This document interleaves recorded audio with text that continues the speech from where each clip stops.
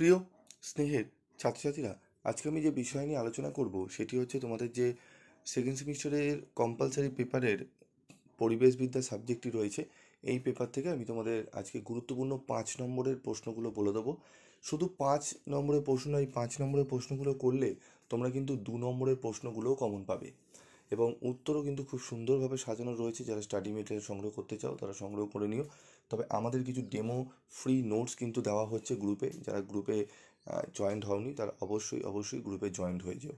তো ভালো করে সাজেশনটি দেখে নাও, তোমাদের জন্য অত্যন্ত গুরুত্বপূর্ণ হতে চলেছে। দেখো, প্রথম প্রশ্ন, চিপকো আন্দোলনের উপর সংক্ষিপ্ত টিকা লেখো। উপকেন্দ্র কী? ভূমিকম্প কিভাবে সংগঠিত হয়? পরিবেশ সচেতনতা বিস্তারে তথ্য প্রযুক্তি ও গণমাধ্যমের ভূমিকা সম্পর্কে লেখো। পুনর্বাসন ও পুনঃস্থাপন বলতে কী বোঝো? সংস্কৃতি কিভাবে পরিবেশ সংরক্ষণে প্রভাবিত করে? পরিবেশ শিক্ষার মূল উদ্দেশ্যগুলি কী? একজন নাগরিক হিসাবে পরিবেশ সচেতনতার মাত্রা কিভাবে বৃদ্ধি করতে পারো? অপ্রথাগত পরিবেশ শিক্ষা বলতে কী বোঝায়? এই অপ্রথাগত পরিবেশ শিক্ষার কয়েকটি পদ্ধতি সংক্ষিপ্তভাবে উল্লেখ করো। মন্ট্রিয়ল প্রোটোকল এবং convention of biological diversity CBD উদ্দেশ্যগুলি সংক্ষেপে ব্যাখ্যা করো। বিষ্ণয়ী কারা? ভারতের পরিবেশ সংরক্ষণে তাদের ভূমিকা উল্লেখ করো।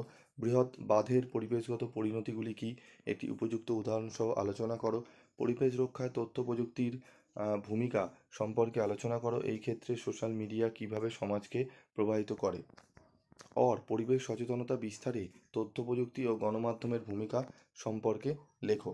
ভোপাল গ্যাস দুর্ঘটনার কারণ ও প্রভাব সম্পর্কে সংক্ষেপে আলোচনা করো। দুর্যোগ ব্যবস্থাপনা বলতে কী বোঝো? দুর্যোগ ব্যবস্থাপনার প্রধান উপাদান নিয়ে আলোচনা করো। আরবান বায়ুদূষণ এর ওপর একটি সংক্ষিপ্ত টিকা লেখো। বায়ুদূষণ কমানোর দুটি প্রধান কৌশল লেখো। ঠিক আছে, প্রশ্নগুলো ভালো করে দেখে নাও। হয়তো প্রশ্নগুলো তোমাদের অনেক মনে হচ্ছে, তবে এই প্রশ্নগুলো যদি একবার করে নিতে পারো না, আর এর উত্তরগুলো ঠিকঠাক করে করতে হবে, কারণ এর উত্তরগুলো যদি তোমরা বই থেকে বা অন্যান্য জায়গা থেকে করো নোটস কিনে, সেখানে একটু বড় করে এবং জটিল ভাষা লেখা থাকে, যেগুলো পড়তে এবং মনে রাখতে একটু সমস্যা হয় তোমাদের।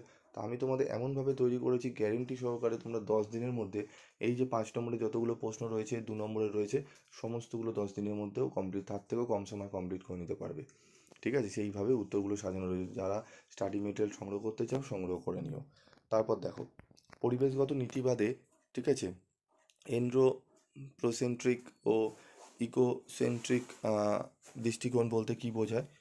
ডিপ ইকোলজি কী?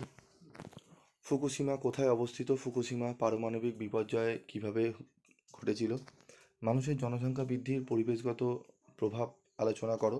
পরিবেশ শিক্ষার ধারণা, সংজ্ঞা ও গুরুত্ব আলোচনা করো। খুব ইম্পর্টেন্ট প্রশ্ন এগুলো, ঠিক আছে।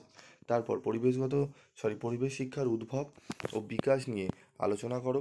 ঠিক আছে, টিবিলিসি ডিক্লারেশনের মূল উদ্দেশ্য ও তা পরিবেশ শিক্ষার ওপর কী প্রভাব ফেলেছে তা ব্যাখ্যা করো। ঠিক আছে, পরিবেশ সচেতনতা ও পরিবেশ শিক্ষার মধ্যে পার্থক্য সহ ব্যাখ্যা করো। ঠিক আছে, অত্যন্ত গুরুত্বপূর্ণ প্রশ্নটি। তারপর রয়েছে দেখো, সাইলেন্ট ভ্যালি আন্দোলন সম্পর্কে টিকা লেখো। বড়বাদ বিরোধী আন্দোলন সম্পর্কে টিকা লেখো। ঠিক আছে, পুনর্বাসন ও স্থাপনের ধারণা ব্যাখ্যা করো। পরিবেশ নীতিশাস্ত্র বলতে কী বোঝায়? এর প্রকারভেদ আলোচনা করো। ওকে, তারপর রয়েছে দেখো, ইকোফেমিনিজম কি? নারীর পরিবেশ রক্ষায় ভূমিকা উদাহরণসহ ব্যাখ্যা করো। টোটাল এখানে 25 কোশ্চেন রয়েছে, তবে এই 25 কোশ্চেন যে করে নেবে, এই 25 কোশ্চেন তার 2 এবং 5 একদম তোমরা সম্পূর্ণই অ্যান্সার করে আসতে, মানে 4টে 5 নম্বর, 4টের মধ্যে মিনিমাম 3টে তো অ্যান্সার করে আসতে পারবেই, এবং 2 নম্বরে মিনিমাম 7টা থেকে 8টা তোমরা করে আসতে পারবে। 8 দুগুণে 16, এখানে 3 5 15, এখানেই তোমাদের 31 নম্বর কিন্তু 50-এ তোমরা অ্যাটেন্ড করে আসতে পারো। যদি ভালো করে উত্তর লিখতে পারো, এই 31-এর মধ্যে তোমাদের কিন্তু আউট অফ 26-এর ওপরে 26+ তোমরা অনায়াসে তুলে নিতে পারবে। ঠিক আছে, এবং এমসিকিউ আমি তোমাদের যেগুলো দিয়ে দেবো সেখান থেকেও তোমরা 7-8টা মতো কমন পেয়ে যাবে। তো 26 এবং 8 34 থেকে 35 মার্কস এমনি তোমরা 50-এ পেয়ে যাচ্ছ। ঠিক আছে, তারপর তো এদিক ওদিক আরও বেশি কমন আছে, এটা মিনিমাম তোমরা 35 থেকে 36 কমন পাবেই। ঠিক আছে, তো চলো আজকে আমি ভিডিওটি শেষ করছি। দেখা হচ্ছে পরবর্তী ভিডিওতে। সকলে ভালো থাকবে, সুস্থ থাকবে।